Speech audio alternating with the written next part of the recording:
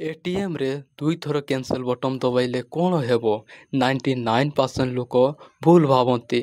यह कौन सतरे जे एटीएम रु टंका उठेबा परे दुई थर कैंसल बटन दबाइले एटीएम पिन सुरक्षित रहिबो। आसंतु से विषय रे जानिबा। दिनकू दिन एटीएम चोरी संख्या वृद्धि पाउछि। एटीएम रु पिन चोरी करी अन्य मानको टंका उठेई नेबा भली ठकई अभियोग प्रायतः सुना जाउछि। अनेक लोकंको एही प्रकार ठकई शिकार होउछन्ति। ठकई माने विभिन्न उपाय व्यवहार करुछन्ति एवं छोट छोट भूल द्वारा आपणको बैंक खाता रे थिबा टंका मध्य आपण पाई परिबे नाही। आपण किपरि सतर्क होई परिबे से विषय आसंतु आलोचना करिबा। एटीएम रे प्रवेश करिबा पूर्वरु आपण चारिआडे देखंतु कौनसी असाधारण डिवाइस अच्छी कि नाही ताहा जदि अच्छी जांच करंतु। जदि अच्छी तेबे कौनसी जदि आपन को कौनसी संदेहजनक डिवाइस देखंती तेबे एटीएम व्यवहार करंतु नाही एवं से गुडी को आपन को बैंक को रिपोर्ट करंतु। एवं आउ गोटे सतर्कता रखंतु एटीएम कारोबार पई एसएमएस और ईमेल मध्य नजर रखंतु।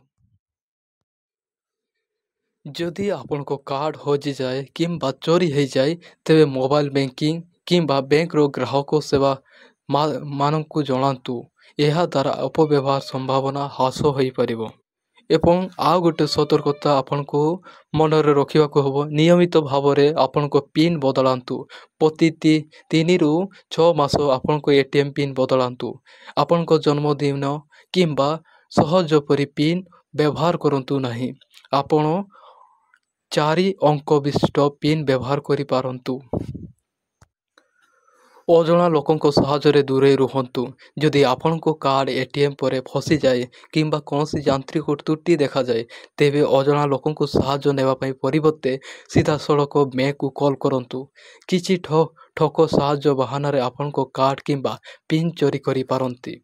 यह आपण को सतर्कता पई आपण मानको जणा जाउछि। एही पर की इन्फॉर्मेशन वीडियो आपण माने चाहुचंती जदि कमेंट रे जणांतु। आ जदि चैनल रे नुआ अछंती लाइक एवं सब्सक्राइब करंतु। ओके धन्यवाद।